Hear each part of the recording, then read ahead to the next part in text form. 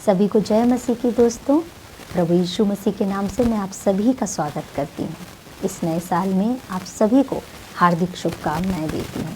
इस नए साल के अवसर पर प्रभु के सुंदर वचन को आपके समक्ष लेकर आने में मुझे बहुत ही खुशी और आनंद महसूस हो रहा है। आइए आज के सुंदर वचन को देखते हैं जो हमें मिलता है यूहन्ना रचित सुसमाचार अध्याय 6 में।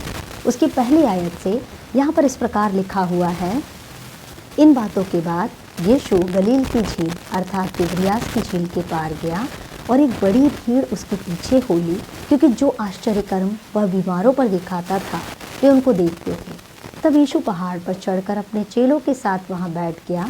यहूदियों के फसह का पर्व निकट था।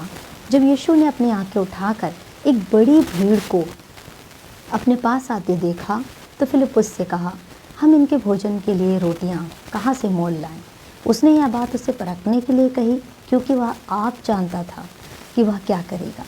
फिलिप्पुस ने उसको उत्तर दिया, 200 दिनार की रोटी भी उनके लिए पूरी ना होगी, उनमें से हर एक को थोड़ी थोड़ी मिल जाए। उसके चेलों में से शमौन पतरस के भाई अनिन्द्रियास ने उससे कहा, यहाँ एक लड़का है जिसके पास जौ की 5 रोटी और 2 मछलियाँ हैं, परंतु इतने लोगों के लिए वे क्या हैं? यीशु ने कहा, लोगों को बैठा दो। उस जगह बहुत घास थी। तब लोग, जिनमें पुरुषों की संख्या लगभग 5000 की थी, बैठ गए। तब यीशु ने रोटियां ली और धन्यवाद करके बैठने वालों को बांट दी, और वैसे ही मछलियों में से जितनी वे चाहते थे बांट दिया। तब वे खाकर तृप्त हो गए। तो उसने अपने चेलों से कहा, बचे हुए टुकड़े बटोर लो कि कुछ भी फेंका ना जाए।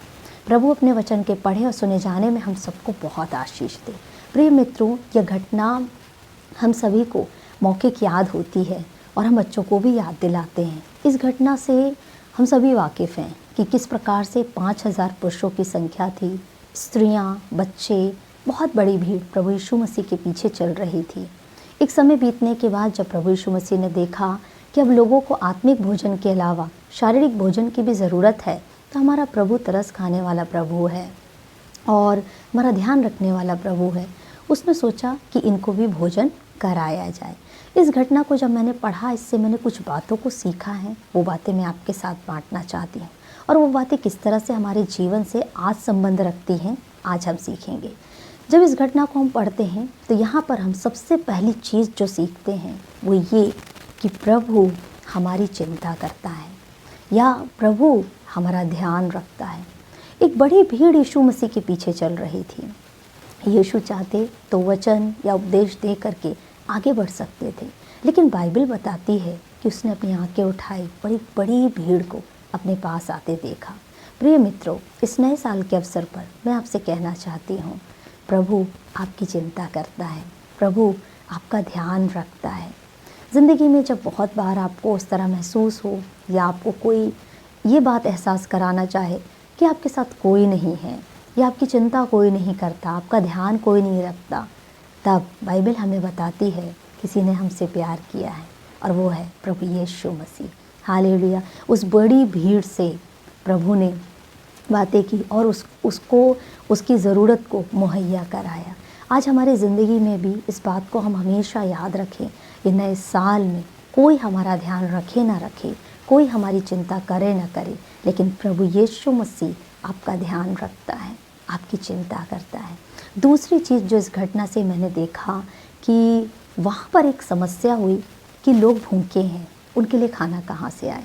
स्वाभाविक सी बात है, इतने सारे लोगों के लिए भोजन खिलाना है तो इतनी जल्दी कहीं भी आप ऑर्डर देंगे या किसी को भी बनाने के लिए कहेंगे तो वक्त लगेगा। एक बड़ी समस्या है, लेकिन उसके हल या उसके समाधान को यदि हम ध्यान दें तो वो समाधान किसके पास निकला? प्रभु यीशु मसीह के पास निकला। यानी हर समस्या का समाधान प्रभु के पास है।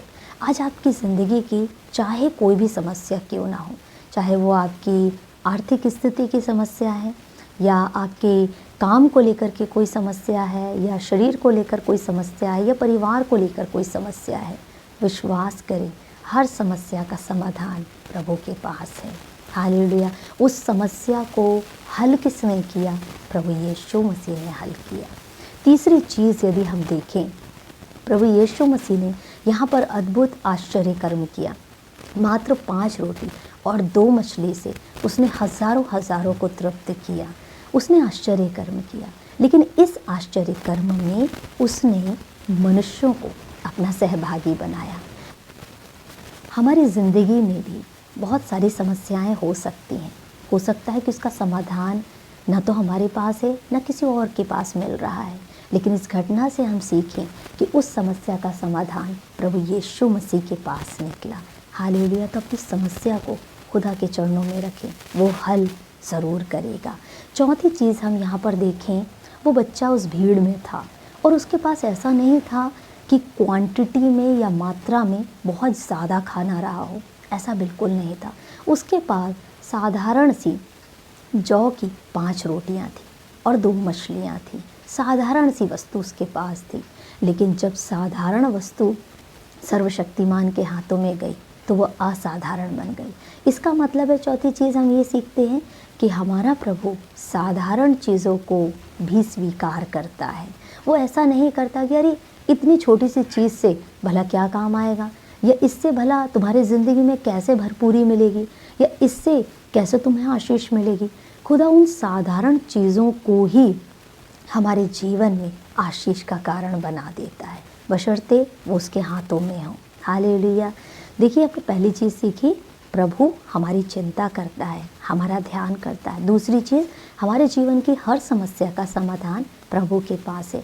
तीसरी चीज़, प्रभु अपने आश्चर्य कर्मों में हम मनुष्यों को अपना सहभागी बनाता है, यानी अपने कामों में वो हम मनुष्यों को आदर देता है।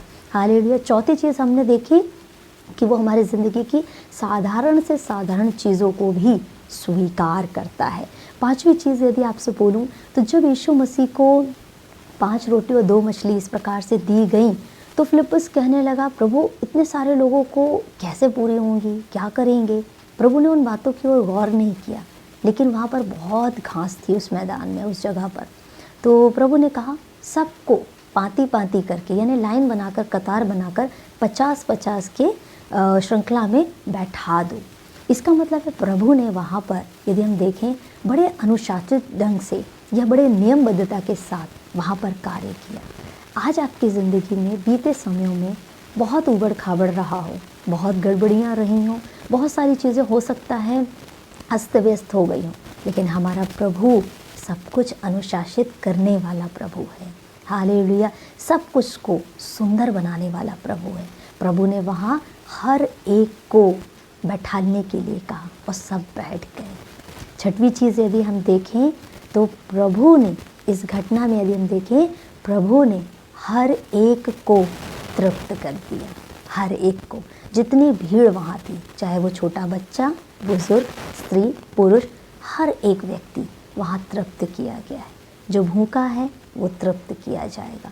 आपकी ज़िंदगी की जो भी आवश्यकता है, जो भी ज़रूरत है, हो सकता है आपको लग रहा हो ये आवश्यकता बहुत बड़ी है, कैसे ये पूरी होएगी। याद करें, खुदा ने उस बड़ी भीड़ को तृप्त किया है और वो आपको भी इस नए साल में ज़रूर तृप्त करेगा। जो उसके पास आता है वो कभी भी भूखा और प्यासा नहीं रहता, क्योंकि परमेश्वर उसे पूर्ण रीति से तृप्त करता है। और लास्ट में हम देखते हैं किस प्रकार से उस 5 रोटी 2 मछली से भी 12 टोकरे शेष बच गए। हमारा प्रभु भरपूरी का जीवन देने वाला प्रभु है। इस नए साल में उस सर्वशक्तिमान के चरणों में आए, वो आपके जीवन की तमाम चीज़ों को अवश्य पूरा करेगा। प्रभु इस वचन के द्वारा आप सबको बहुत आशीष दे। सभी को जय मसीह की।